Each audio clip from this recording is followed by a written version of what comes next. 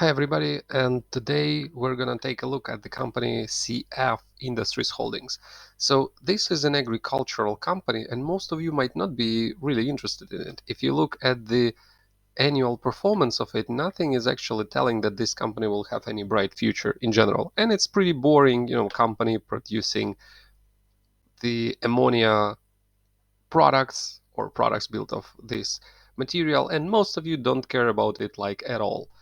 The reason why it actually spiked, and I think this growth will only continue in the future, is the war that is happening between Ukraine and Russia. So the thing is that a lot of companies started to ban Russian products, and Russia was one of the leading producers of food and agricultural products. So this is why all of these sanctions affected not only manufacturers of the food products, but overall this company was also supplying a lot of fertilizers for the soil. And now this whole market is actually empty and you need to find the replacement for it. And CF Industries is one of the leading companies providing it. So as long as the war continues, this company will have a huge profits. And in general, this growth will only continue no matter what. And let's take a look at the fundamentals. So we can see that the company is an S&P 500, which is, you know, my stand on this is that it's pretty bad sign, but overall it identifies the company as the large one. Market cap 17 billion, sales 11 billion, but look at the income numbers. It's insane. The profit margin is close to 30%, which is an outstanding metric for any company. The company pays 1.7% in dividends, but this is only going to be increasing, to my view, for the people who invested on the early stages. But still, we have a really nice option to trade it short. I think that in less than a year, if I was to invest into this company, I would be selling this stock in order to catch this hype that is currently happening and will continue to be as long as the war goes on. So PE ratio is 5.9, which is pretty great, I would say, for the company of their size and their perspective.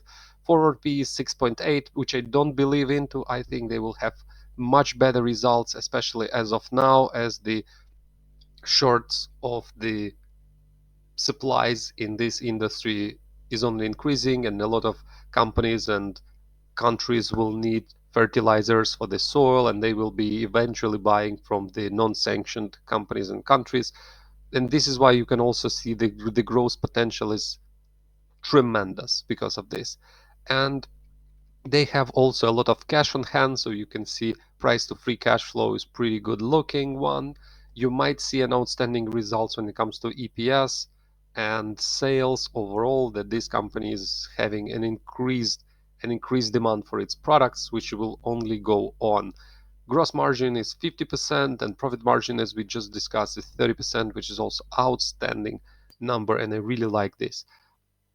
Shares outstanding only 200 millions, and overall, one of the key points here to review is the price. So currently the price is at $90 with a target price of 110, which basically gives us an understanding that in a short period of time we can earn pretty much a lot, I would say up to 20%, which I think is a guaranteed number if we invest into this company as of now. Let's take a look at the other metrics which are really important, like shares outstanding. So this is the chart that you would like to see eventually in a good performing company like CF Industries. So you can see that the number of shares outstanding is decreasing, and as the company is having a lot of cash on hands, I'm sure they will be buying back shares. There's no point of issuing them, and this is basically a very important thing for us as an investors to see how our investment works better and better and increases in price over the time. If we take a look at the debt to equity ratio, you might see the long-term debt is decreasing, the equity is increasing, which is again showing us that they have a lot of cash on hands and they might also use it in order to decrease their long-term debt, or basically keep the ratio pretty healthy, which I think is 0.4, 0.5 are the numbers that we would normally see in a lot of similar companies. If we look at the analyst ratings, we can see that not many of analysts have given their estimates basically, so this might be less of a representative selection, but overall you might see that more people tend to hold the stock, which I don't understand because this is ongoing. Like the crisis and the shortage of the materials is only increasing. So how, like, or why would you need to hold it? I don't understand, because the company is going to earn more tomorrow and in 3 months as well. So this is why I think my opinion is to strong buy this company as of now. But again, not an investment advice. If we look at the Wall Street Journal, you might see that the numbers here only appeared recently, similar to what we just discussed. But what is interesting that we can see 10 people with the buy rating and 8 with hold, which basically makes us more or less on the same page when it comes to what would be my guess on this stock.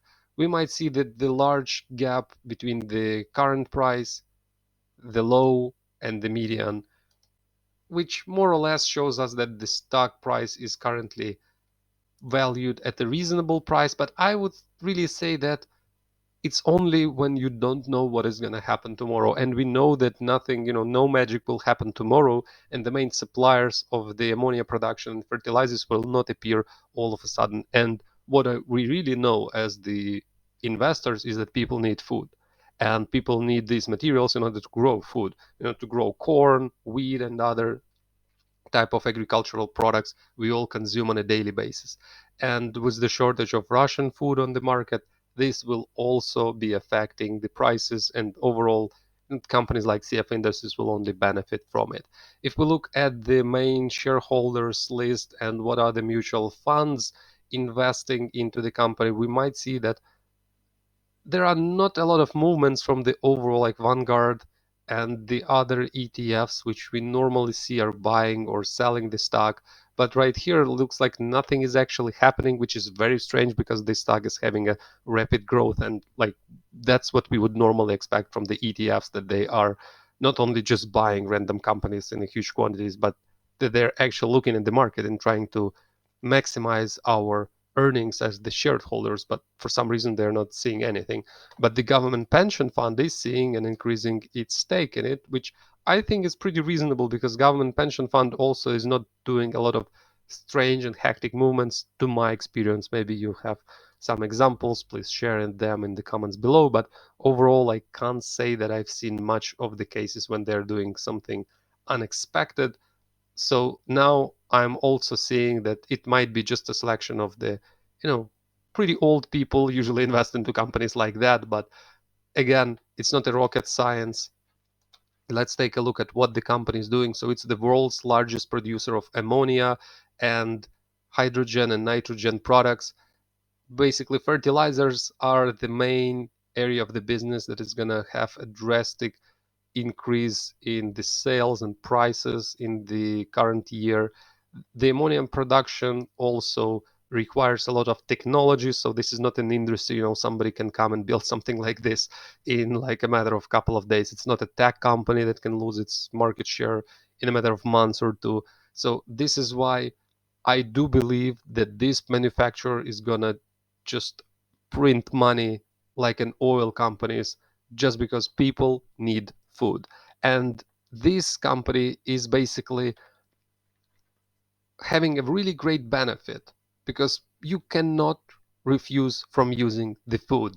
You cannot refuse from using like electricity, energy, or oil at the moment. Like it's impossible. This is why no matter what the price will be for this product, you cannot refuse from buying it if you really need it. And let's be honest, we all need food every day. So this is why I'm planning to buy and sell it on short. But this is again one of the things that I will do if I have some spare time. So if you also find this video helpful, you can check some additional materials to understand what you should do. You can use sites like Guru Focus to see that the Guru Focus value price is 120 at the moment, and the stock is traded at 90. So they're saying that the company has a 30% growth potential in the nearest future. You might also see, after they reported the revenues, how the estimates for PE of 15 and price at medium PE without NRI has skyrocketed, but the company stock price is still traded at a pretty, I would say, undervalued rate, and everybody understands that, because the demand for